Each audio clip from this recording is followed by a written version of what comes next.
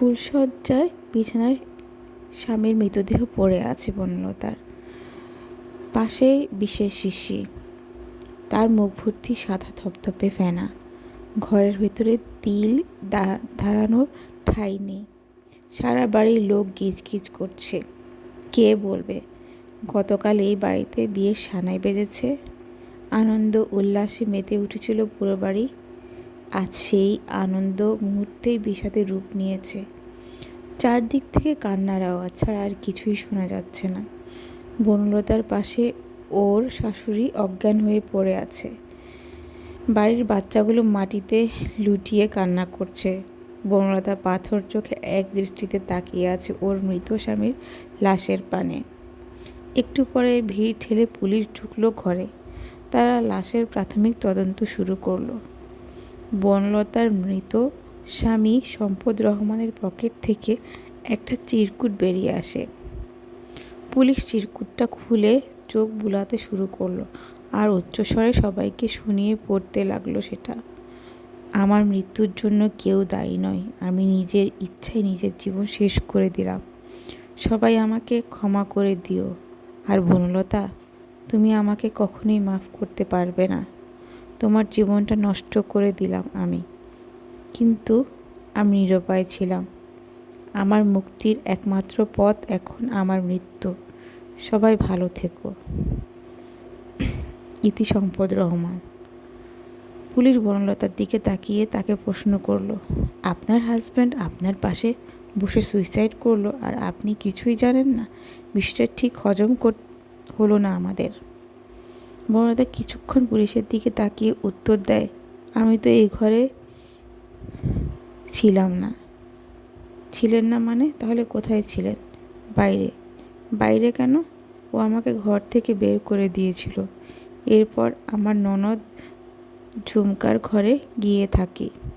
নিজের ননদ ঝুমকার দিকে তাকিয়ে বনলতা কথাটা বলল।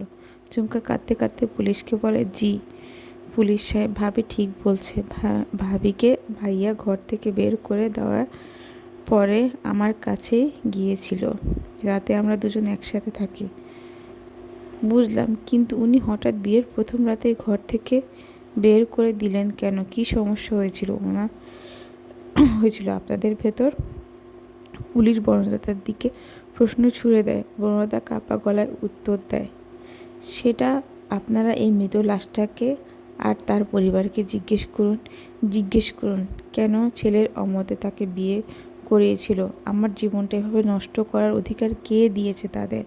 আমি তো জোর করে এই বাড়িতে বউ হয়ে আসিনি।